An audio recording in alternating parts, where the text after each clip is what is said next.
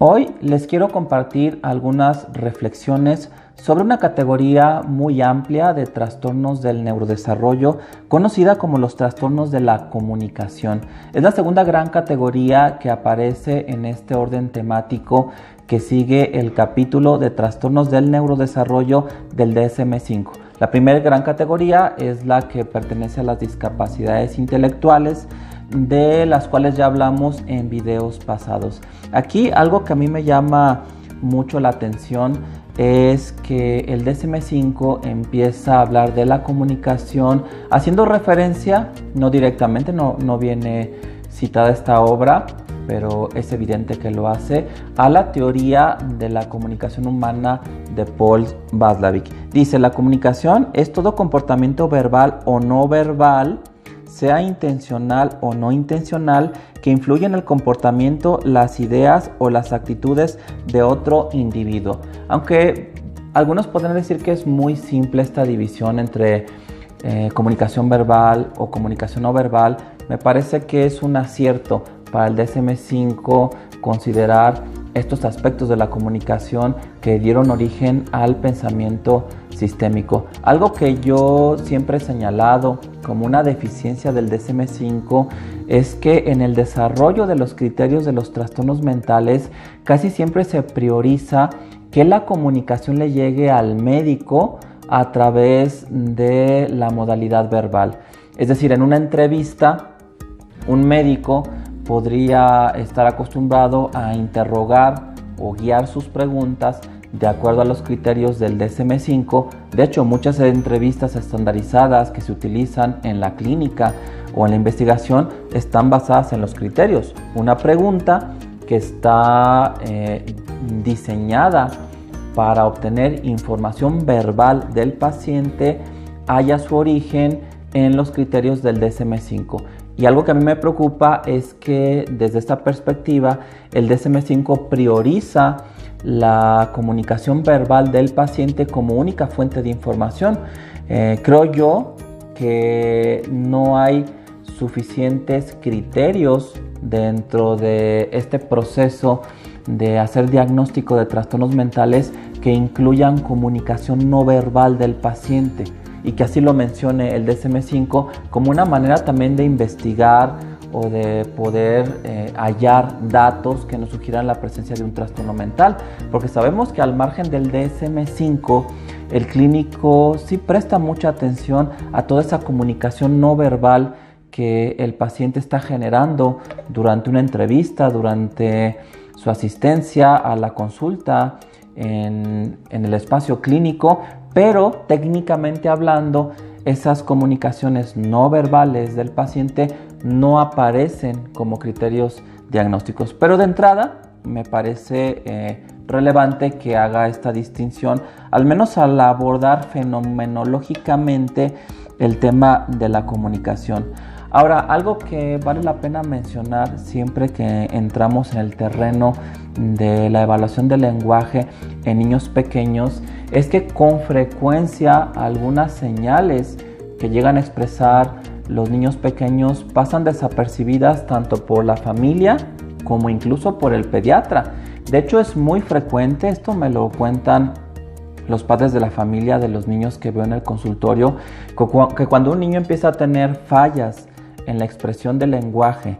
principalmente en lo que conocemos como el habla, es decir, la pronunciación, y que a veces esta preocupación o inquietud que puede generar en los padres se le expresa al pediatra, con mucha frecuencia el pediatra responde con comentarios como que el niño está muy chiqueado, como que es cuestión de tiempo y ya hablará, como que el niño está muy consentido, como que el niño no quiere hablar porque acaba de nacer el hermanito y está haciendo berrinche. A mí me preocupa mucho porque con frecuencia cuando vemos que hay retrasos en los hitos del desarrollo, como que la postura de muchos pediatras, obviamente no quiero generalizar, pero sí me toca escuchar muchos testimonios como estos que estoy comentando. La postura del pediatra es como un poco calmar, como esperar, en vez de indagar más o evaluar de una manera más amplia el desarrollo, o incluso hacer una intervención. Y muchas veces, aunque también aquí reconozco que los casos que a mí me llegan son población clínica, es decir, son los pacientes que siguieron mal y que finalmente en algún momento se decidió buscar a un psiquiatra de niños, pues finalmente resulta que con el paso del tiempo se va integrando un diagnóstico de un problema del neurodesarrollo, ¿no? Como trastorno del espectro autista, trastorno por déficit de atención con hiperactividad o simplemente como estas categorías que aparecen en los trastornos de la comunicación, un trastorno del lenguaje. Algo que también vale la pena señalar es que con mucha frecuencia cuando profesionales de la salud mental, principalmente psicólogos o psicólogas, detectan, o maestros incluso, personal docente o cuidadores de guarderías, detectan fallas en el habla de un niño, muchas veces se hace una canalización muy rápida hacia una terapia del lenguaje. Y algo que a mí me preocupa, y claro que esto tiene que ver con mi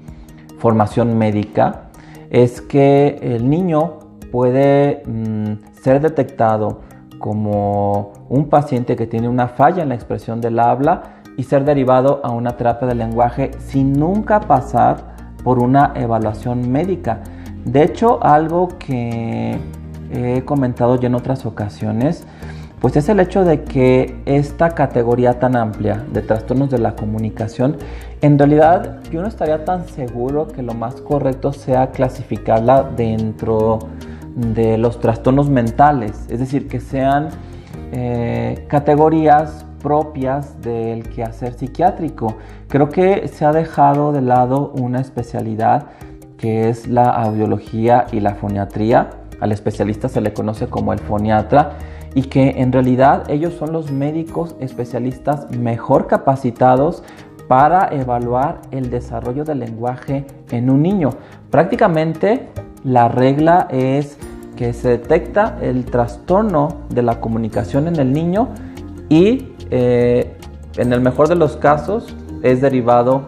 a terapia del lenguaje, ¿no? Pero se brincan la evaluación de un especialista médico con una formación encaminada al estudio de la comunicación humana. Lo más correcto sería que ante la detección temprana, cualquier sospecha, cualquier síntoma que nos hable de un retraso en el desarrollo del lenguaje, se canalice a un niño para una evaluación con un foniatra y que el foniatra haga una evaluación amplia para ver si no existen problemas fisiológicos que puedan estar generando un problema en la expresión del lenguaje, ¿no? Como pueden ser problemas auditivos, ¿no? O fallas sensoriales de otro tipo, o bien también problemas motores que pueden afectar el desarrollo del habla o en general la expresión del lenguaje. Incluso también sería conveniente que cuando se detecta un problema así, los niños también reciban una evaluación neurológica, puesto que hay condiciones de este tipo que pueden presentarse como retrasos o fallas en el desarrollo del lenguaje, ¿no? Una de estas categorías neurológicas es el síndrome de Landau-Kleffner.